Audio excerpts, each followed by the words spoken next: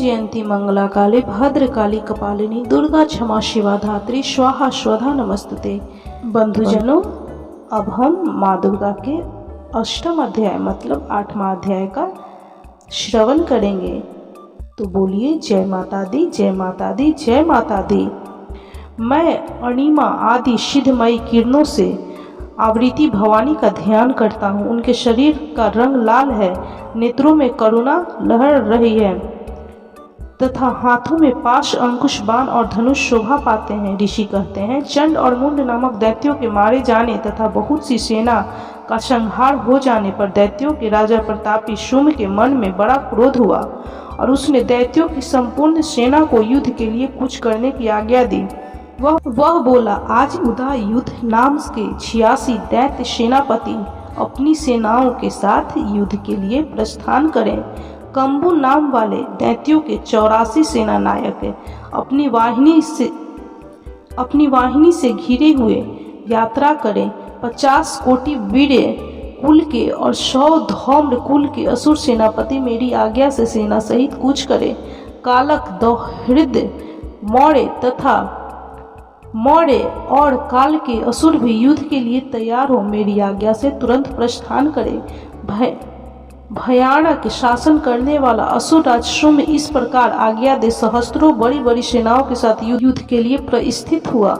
उसकी अत्यंत भयंकर सेना आती देख चंडिका ने अपने धनुष की टंकार से पृथ्वी और आकाश के बीच का भाग गुंजा दिया। राजन, तदंतर देवी के सिंह ने भी बड़े जोर जोर से दहाड़ना आरंभ किया। फिर अंबिका ने घंटी के शब्द से उस ध्वनि को और भी बढ़ा दिया। धनुष की टंकार, सिंह की दहाड़ और घंटे की ध्वनि से संपूर्ण दिशाएं गूंज उठी। उस भयंकर शब्द से काली ने अपने विकराल मुख को और भी बढ़ा लिया और इस प्रकार वे विजयिनी हुई। उस तुमुल नाद को सुनकर दैत्यों की सेनाओं ने चारों ओर से आकर चंडिका देवी, सिंह तथा काली देवी को क्रोध पूर्वक घेर लिया। राजन, इसी बीच में असुरों के विनाश तथा देवताओं के अभ्युदय के लिए ब्रह्मा, शिव, कार्तिकेय, विष्णु तथा इंद्र आदि देवों की शक्तियां जो अत्यंत पराक्रम और बल से संपन्न थीं, उनके शरीर से निकलकर उन्हीं के रूप में चंडिका देवी के पास आ गईं। जिन देवताओं का जैसा रूप, जैसा वेशभूषा और जैसा वाहन है, ठीक वैसे ही साधनों से संपन्न हो उसकी शक्ति असुर से युद्ध करने के लिए आई। सबसे पहले हंस युक्त विमान पर बैठी हुई अक्षसूत्र और कमंडलू से सुशोभित ब्रह्मा जी की शक्ति उपस्थित हुई, जिसे ब्रह्माणी कहते हैं। महादेव की शक्ति वृषभ पर आरूढ़ हो, हाथों में श्रेष्ठ त्रिशूल धारण किए हुए, महानाग का कंकन पहने, मस्तक में चंद्र रेखा से विभूषित हो वहां आ पहुंची। कार्तिकेय जी की शक्ति रूपा जगदम्बिका उन्हीं का रूप धारण किए श्रेष्ठ मयूर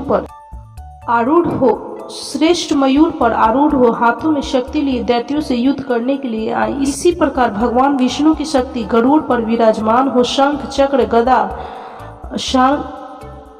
शारंग, धनुष्य तथा खड्ग हाथों में लिए वहां आई। अनुपम यज्ञ वराह का रूप धारण करने वाले श्री हरि को जो शक्ति है, वह भी वराह शक्ति धारण करके वहां उपस्थित हुई। नारसिंही शक्ति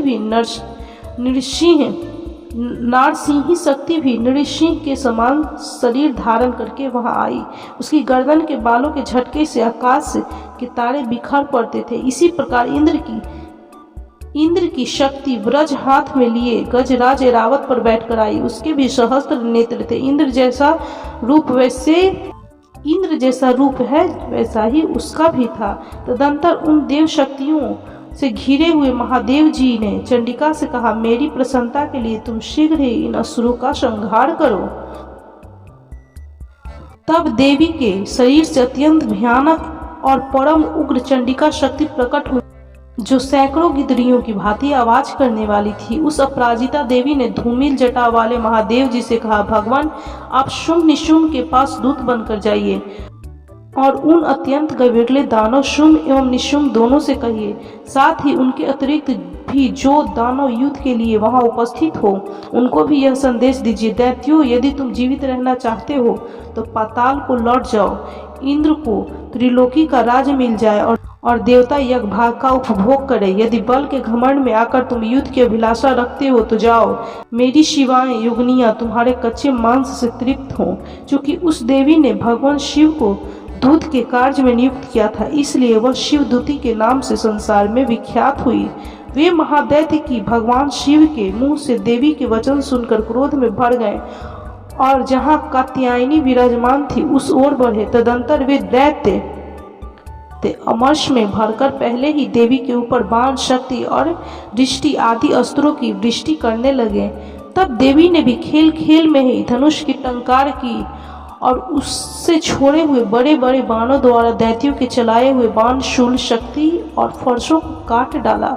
फिर काली उनके आगे होकर शत्रुओं को शूल के प्रहार से विदीर्ण करने लगी और खटवांग से उनका कचूमर निकालती हुई रणभूमि में विचरने लगी। ब्रह्माणी भी जिस जिस ओर दौड़ती उसी ओर अपने कमंडलू का जल छिड़क कर शत्रुओं के ओज और पराक्रम को नष्ट कर देती थी। माहेश्वरी ने त्रिशूल से तथा वैष्णवी ने चक्र से और अत्यंत क्रोध में भरी हुई कुमार कार्तिकेय की शक्ति ने शक्ति से दैत्यों का संहार आरंभ किया। इंद्र शक्ति के वज्र प्रहार से विदीर्ण हो सैकड़ों दैत्य दानव रक्त की धारा बहाते हुए पृथ्वी पर सो गए।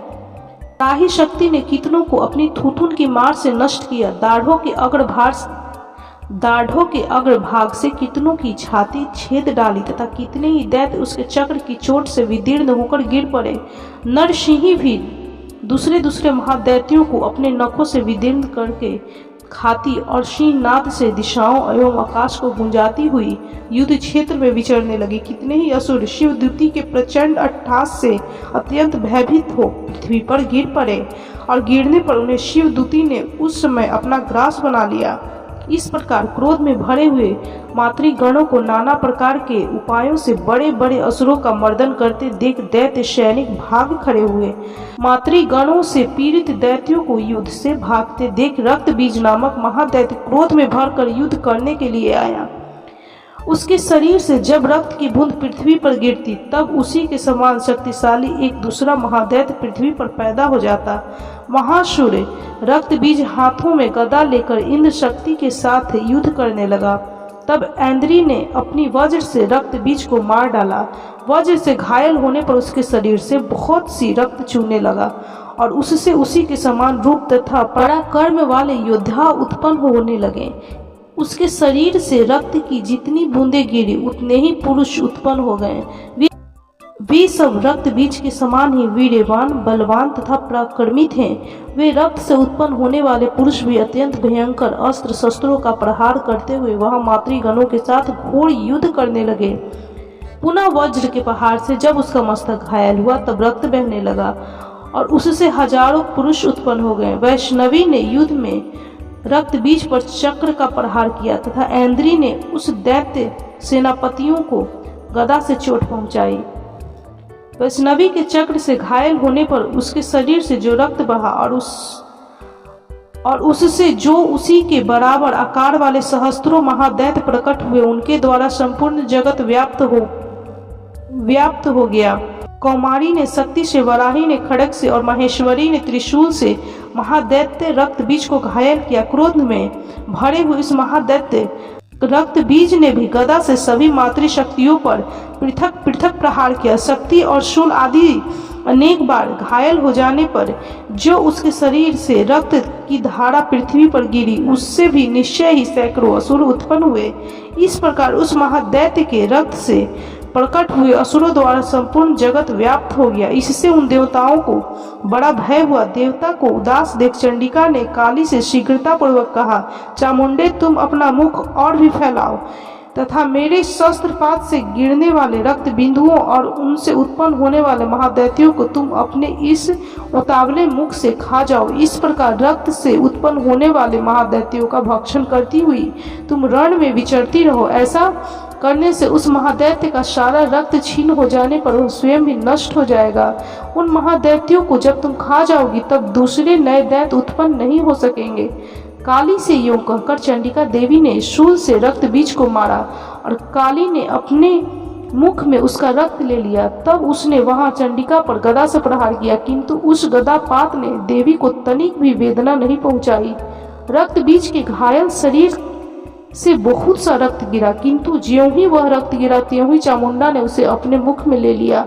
रक्त गिरने से काली के मुख में जो महादैत्य उत्पन्न हुए उन्हें भी वह चट कर गईं और उसने रक्त बीज का रक्त भी पी लिया। तदंतर देवी ने रक्त बीज को, जिसका रक्त चामुंडा ने पी लिया था, वज्र, बाण, खड़ग तथा रिष्टि आदि से मार डाला। राजन, इस प्रकार शस्त्रों के समुदाय से आहत एवं रक्तहीन हुआ महादैत्य रक्त बीज पृथ्वी पर गिर पड़ा। नरेश्वर, इससे देवताओं को अनुपम हर्ष की प्राप्ति हुई और मातृगण उन असुरों के रक्तपान के मध्य से उद्धत सा होकर नृत्य करने लगी। इस प्रकार श्री मार्कंडेय पुराण में सावर्णिक मनवंतर की कथा के अंतर्गत देवी महात्म्य में रक्त बीज वध नामक 8वां अध्याय पूरा हुआ। तो बोलिए ओम जयंती मंगला काली भद्रकाली कपालिनी दुर्गा क्षमा शिवा धात्री माता स्वाहा स्वधा नमस्ते। माँ दुर्गा, माँ जगदम्बा आपकी सभी मनोरथों को पूर्ण करेंगी। आपके हर दुख को, हर कष्ट को वो हर लेंगी और आपके घर में सुख शांति और खुशहाली लाएंगी। आपके जीवन में वो सभी खुशियाँ देंगी जो आपको चाहिए। तो बोलिए जय माता दी, जय माता दी, जय माता दी। बंधुजनों, यदि आपको यह वीडियो अच्छा लगा हो तो कृपया जरूर लाइक कीजिए, शेयर कीजिए और चैनल को सब्सक्राइब करना ना भूलें।